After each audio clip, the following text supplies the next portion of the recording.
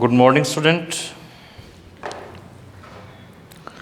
अपने बात कर रहे थे बेटा इलेक्ट्रोकेमिस्ट्री की, और लास्ट भाग नंबर आपका था 19 नंबर 19 नंबर भाग, और उसमें जो प्रश्न दिया था उसका आंसर आया था आपके पास 10 सीमेन centimetre inverse mall inverse.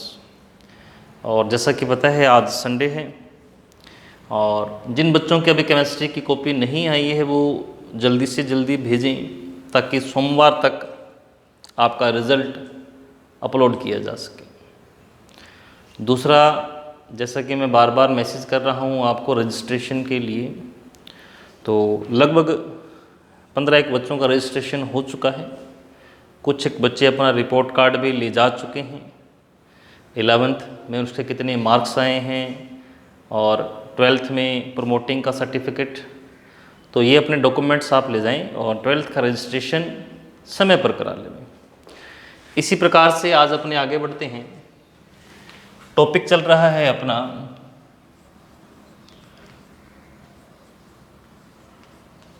Kohlrausch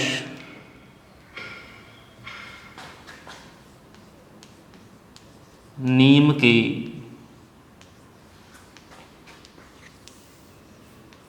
अनुप्रयोग। कोलराउश नियम के अनुप्रयोग में से एक आप पढ़ चुके हैं। कौन सा? किसी दुर्बल अपघट्य की अनंत तनुता पर मोलर चालकता ज्ञात करना। इसके आगे बढ़ेंगे, इसके अन्य अनुप्रयोग की आज अपने बात करें। दूसरा अनुप्रयोग है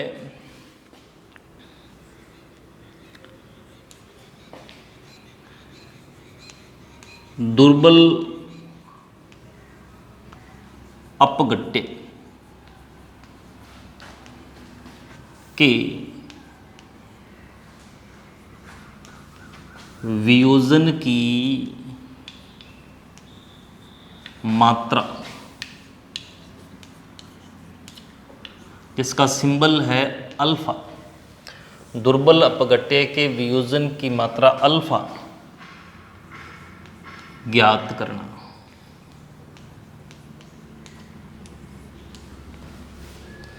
तो अल्फा का फॉर्मूला क्या हो गया जी? अल्फा फॉर्मूला ये सीधा अल्फा बराबर हो गया बेटा lambda M C upon lambda M infinitive. Lambda M C का मतलब समझ गए? लैम्डा एम सी का मतलब सी सांद्रता पर मोलर चालकता। सी सांद्रता पर मोलर चालकता।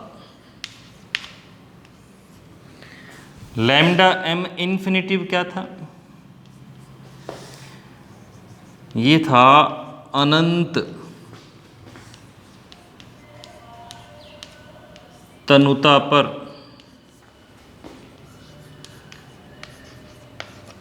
मोलर चालकता। और आप जानते हैं लैम्डा एम का फॉर्मूला क्या था बेटा? लैम्डा एम सी या लैम्डा एम किसके बराबर हो गया? के इंटू 1000 अपॉन एम। और लैम्डा एम इन्फिनिटिव किसके बराबर हो जाएगा? याद करो क्या था formula? Lambda positive infinitive plus lambda negative infinitive. यहाँ लिखा था वी नेगेटिव, यहाँ क्या था? V positive. वी पॉजिटिव क्या था? धनायनों की संख्या मैंने मान लिया 1 है। वी नेगेटिव ऋणायनों की संख्या भी क्या मान लिया? 1 है। ये क्या था? याद आ रहा है कोलराउश का नियम? अनंत तनुता पर मोलर चालकता उस अपघट्य में पाए जाने वाले आयनों की अनंत तनुता पर मोलर चालकता उस अपघट्य में पाए जाने वाले आयनों की, यानी कि धनायन व ऋणायन की अनंत तनुता पर मोलर चालकता के योग के बराबर है। तो फाइनल फॉर्मूला अल्फा का क्या बन गया? ये सब रख दें तो ये बन गया के इंटू 1000 अपॉन एम। और अपॉन में ये, तो मैं इसको यहाँ लिखता हूँ m को lambda positive infinitive plus lambda negative infinitive. आगे बात समझ में? ठीक है जी। ये अल्फ़ा का फॉर्मूला आया हुआ है पेपर में कि दुर्बल अपघट्य के वियोजन की मात्रा अल्फ़ा ज्ञात करने का सूत्र लिखिए। तो सूत्र ये रहा, उसको ड्राइव करके ऐसे ले जाना है, सिर्फ मान रखना है। इससे संबंधित न्यूमेरिकल हैं वो अपने चर्चा करेंगे। ठीक है, ये था कोलराउश के नियम का दूसरा अनुप्रयोग। पहला अनुप्रयोग तो आ गया आपके पास, क्या? दुर्बल अपघट्य की अनंतनुता पर वियोजन की मात्रा अल्फा, और पहला क्या था? दुर्बल अपघट्य पर लागू हो रहा था। तीसरा अनुप्रयोग देखें, एक और है, देखें वो क्या है।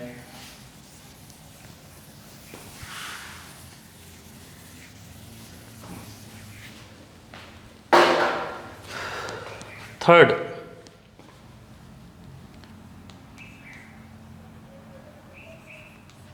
दुर्बल अपघट्य के वियोजन स्थिरांक, वो था वियोजन की मात्रा, ये वियोजन स्थिरांक की गणना कैसे करेंगे? मान लो ए बी एक दुर्बल अपघट्य है, टूटेगा किस में बेटा जी? ए पॉजिटिव में और बी नेगेटिव। टी बराबर 0 पर इसके कितने मोल ले लिए? 1, इसके क्या बनेंगे? 0 0।